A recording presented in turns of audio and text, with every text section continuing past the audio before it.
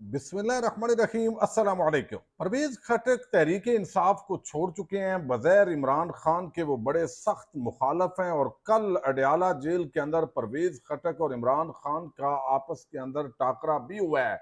लेकिन खटक किस तरह नैब के साथ हाथ कर गए हैं और इमरान खान के मुखालफ दिया गया बयान उन्होंने वापस लिया है और उसके बाद नैब की दौड़ें लगी हैं। दो नैब के जो आम अफसरान हैं वो जल्दी जल्दी उस जज के पास पहुंचे और क्या मुतालबा किया। जो उनका मुतालबा मंजूर भी नहीं हुआ उसकी तफसील इस वीडियो के अंदर आपके सामने रखनी है।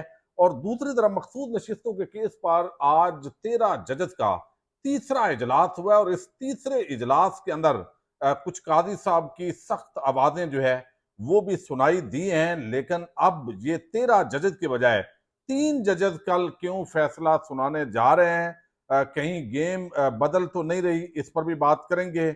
और अब तो हद हो गई है, आईएमएफ जो है अब वफाक को छोड़कर बराह रास्त सूबों तक पहुंच गया है। और क्या सख्त मुतालबा उन्होंने किया है। क्या ये पाकिस्तानी अगर मुतालबा पूरा करते हैं तो उसका जो इम्पैक्ट है वो मीशत पर कितना सख्त होगा, इस पर भी हम आज की वीडियो के अंदर बात करेंगे। उम्मीद है आप वीडियो समाप्त करेंगे, इंतहाई आम वीडियो है और अपने फीडबैक से जरूर आगाह कीजिएगा। आईएमएफ, आपको इल्म है इस वक्त पाकिस्तान मुकम्मल तौर पर आईएमएफ के चुंगल में है। World bank, IMF, Paris club, इसी तरह चाइना के कर्जे, फिर आईपीपीज का बोझ, ये पाकिस्तान की मीशत को इस वक्त दबा चुका है।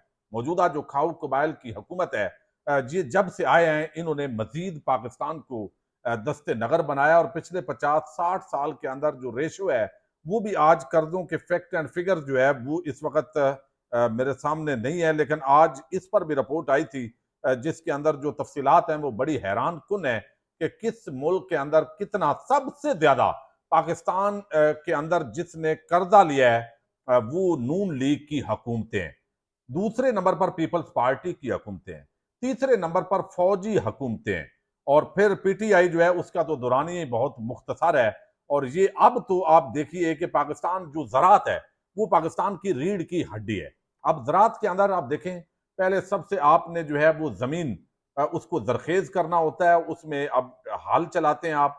अब बैल का ज़माना नहीं रहा तो ट्रैक्टर जो है वो यूज़ होता है। हाल जो है वो उसके अंदर भी वो बड़ी महंगा इस वक्त चला गया है। ऑयल प्राइसेस के अंदर इजाफा हुआ है। फिर खाद जो है, खाद माफिया, वो एक माफिया ऐसे बन गया है कि वो किसानों को बहुत महंगी खाद मिलती है, बाद औक़ात ब्लैक में मिलती है, डीएपी, यूरिया। और फिर जो है जरी अद्वियात वो भी महंगी मिलती हैं। पहले ही टैक्स की भरमार है इन सारी चीजों पर।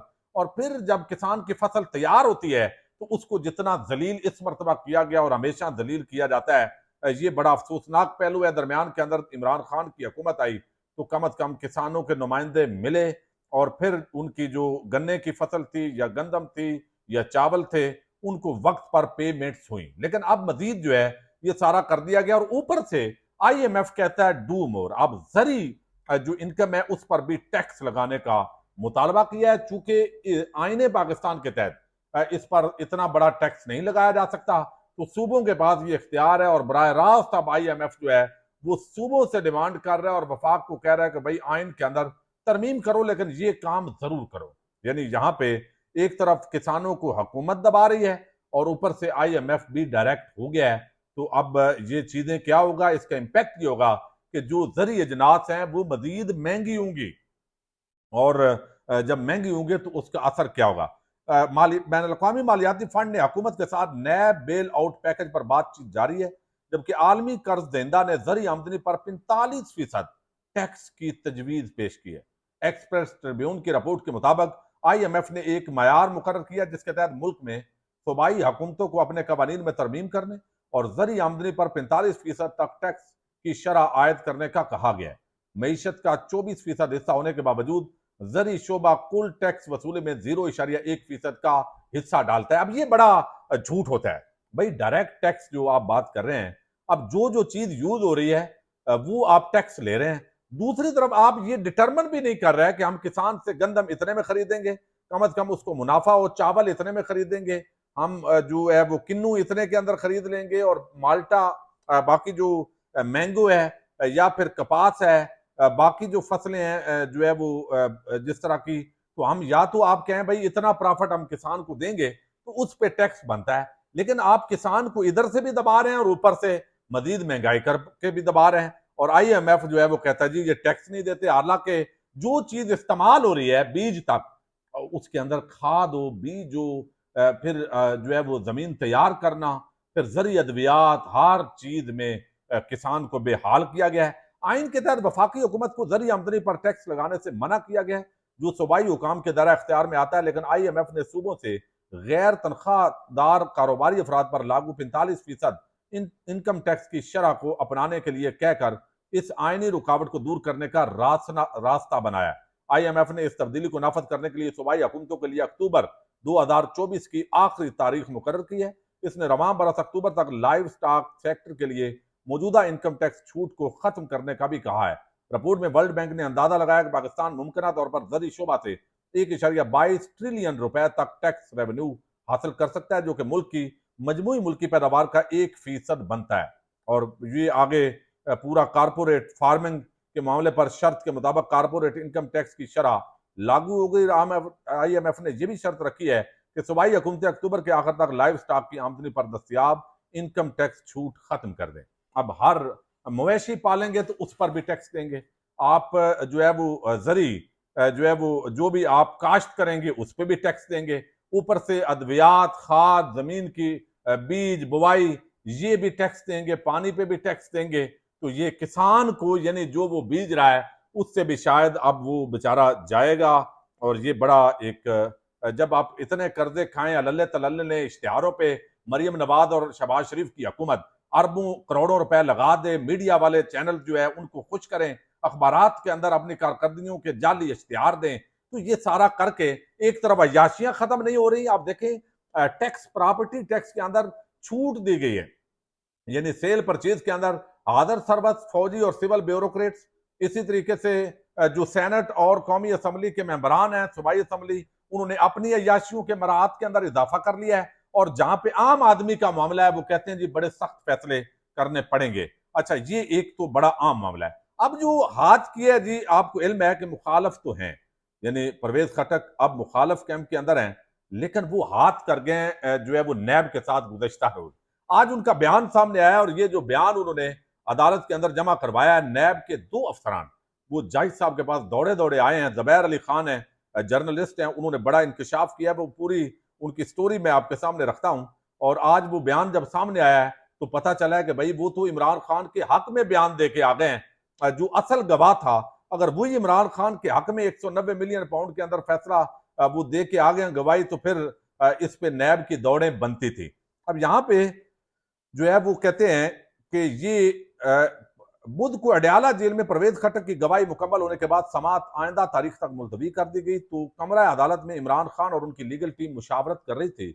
नैब की टीम केस की अगली तारीख लेकर अदालत से रवाना हो गई थी, लेकिन अचानक ही नैब के डिप्टी प्रोसिक्यूटर परेशानी के आलम में आए और हाँपते कांपते जज साहब को कहा कि परवेज खटक को होस्टाइल विटनेस करार दे दें, यानी मुनहरफ गवाह ये आप करार दे दें। वो जज क्या भाई, अब तो सारा हो गया है।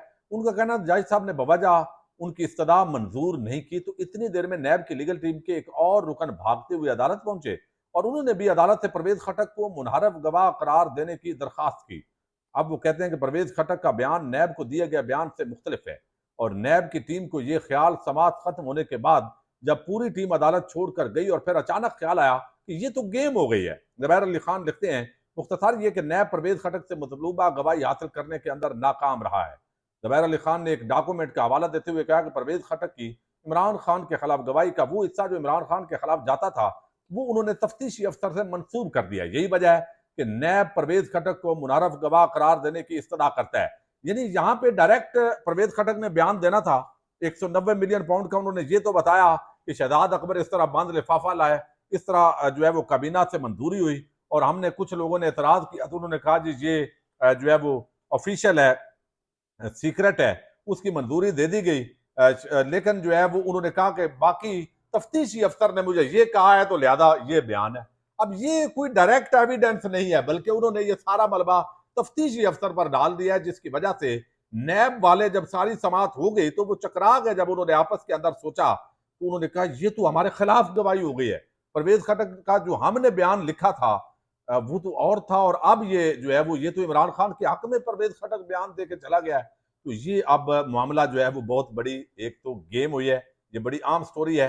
अच्छा, दूसरी तरफ जो है वो 13 जजद आज तीसरी मरतबा भी बैठे हैं, और मामला वही है कि वहां पे जो जराए हैं उनके हवाले से असनाद मलक जो सीनियर रिपोर्टर है सुप्रीम कोर्ट ऑफ पाकिस्तान के, उन्होंने दावा किया है काजी साहब की ऊंची ऊंची आवाजें आ रही थी। और असूल ये होता है कि जब इतना फुल कोर्ट बेंच बैठे या जो है वो जजेस बैठते हैं, तो जब फैसला सुनाते हैं तो फिर भी वो सारे जजेस बैठते हैं, लेकिन 3 जजेस कल 9 बजे ये सुप्रीम कोर्ट ऑफ पाकिस्तान में मखसूस नशिस्तों का जो फैसला है वो सुनाएंगे। अब यहाँ पर जो है ये बड़ा सवाल हो रहे हैं कि आखिर ये 3 क्यों सुनाएंगे? भाई सबको ये सुनाना चाहिए, लेकिन ये 3 जज जो है वो सुनाने जा रहे हैं। क्या मादी में ऐसा हुआ कि केस सुनने वाला बेंच नहीं बल्कि रेगुलर बेंच फुल कोर्ट का फैसला सुनाए? ये सवाल जो है वो सारे उठा रहे हैं, और ये भी कहा जा रहा है कि जुमा अमूमन नून लीग पर भारी होता है, लेकिन कल का जो दिन है वो शायद भारी ना हो। अब 4 ऑप्शन है जी। एक तो ये कि जिनके पास नशिस्तें हैं ये फैसला आ सकता है, उन्हीं के पास रहें, यानी हुकूमत के पास। दूसरा ये है कि वो पीटीआई या सुन्नी इत्तेहाद कौंसिल को दे दी जाए। तीसरा ऑप्शन ये है कि ये नशिस्तें जो है वो किसी को भी ना दी जाएं, ये भी हो सकता है। और चौथा ऑप्शन जो है ये भी जो है वो मैं आपके सामने रखूंगा, लेकिन ये जो है वो कहते हैं कि ये बहुत ही इंटरेस्टिंग सिचुएशन पैदा हो गई है कि 3 जजेस ये सुनाने जा रहे हैं। तो ऐसे लगता है कि काजी साहब और जजेस का कुछ आपस के अंदर इख्तलाफ भी हुआ है। आज 2 जजेस एक गाड़ी के अंदर भी बैठ के इकट्ठे वहां से सुप्रीम कोर्ट ऑफ पाकिस्तान से रवाना हुए हैं। और इस सूरत हाल के अंदर जो है अब बताया जा रहा है कि सुप्रीम कोर्ट के जजेस ब्लॉक के अंदर जो आप हंगामा खेज इजलास खत्म हुआ है, तो जस्टिस याही आफरीदी और जस्टिस अतर मिनला ये एक ही गाड़ी के अंदर सुप्रीम कोर्ट ऑफ पाकिस्तान से रवाना हुआ है। मिलिट्री कोर्ट्स के हवाले से भी आज बड़ा अफसोसनाक किस्म की समात हुई है और गैर मुअय्यना मुद्दत तक के लिए मुलतवी कर दी गई है। तो 3 जजेस का ये फैसला सुनाना, इससे अंदाजा होता है कि ये फैसला अब कहा जा रहा है कि बेशक जजेस अक्सरियत में हैं, लेकिन शायद कोई अक्सरियत जो है वो इमरान खान के मुकाबले के अंदर जो दूसरा ग्रुप है शायद उसकी जो अक्सरियत है वो ज़्यादा हो गई हो, चूँकि कन्विंस करने की कोशिश हुई है। हाई प्रोफाइल केस है, और अगर ये नशिस्तें ना पीटीआई को दी जाएं और ना ही ये नशिस्तें जो है वो दी जाएं सुन्नी इत्तेहाद कौंसिल को, तो फिर भी हुकूमत के पास असल मामला यह है कि ये कादी साहब की एक्सटेंशन और जजेस की 3 साल टन्योर बढ़ाने का केस है। तो कन्फ्लिक्ट ऑफ इंटरेस्ट इसके अंदर बराह रास्त जुड़ा हुआ है। तो इसका मतलब ये होगा कि जो मैंडेट पर डाका डाला गया है फॉर्म 47 के तहत बगैर उसका जो हिस्सा है वो अब जजेस भी लेना चाहेंगे, उनको भी वो हिस्सा मिलेगा। सुन्नी इत्तेहाद कौंसिल को दे दी जाए सीटें, या पीटीआई को दे दी जाए, या जिनके पास नशिस्तें हैं उन्हीं के पास रहें, मखसूस नशिस्तें किसी को ना दी जाएं, ऐवान मखसूस नशिस्तों से खाली रहे। ये 4 ऑप्शन जो है वो अब देखते हैं इसमें फैसला क्या आता है, या फिर केस रिमांड कर दिया जाए वापस। ये भी जो है वो बताया जा रहा है कि ये भी ऑप्शन हो सकता है कि वापस रिमांड बैक करके पूरा मलबा इलेक्शन कमीशन पे डाला जाए और वापस जो है वो भेज दिया, जिस इसके चांसेस जरा कम दिखाई दे रहे हैं। बहरहाल कल 9 बजे इंशाल्लाह सुप्रीम कोर्ट से बराह रास्त मैं आपको जो है वो खबर दूंगा। पाकिस्तान जिंदाबाद, पाक फौज पाइंदाबाद।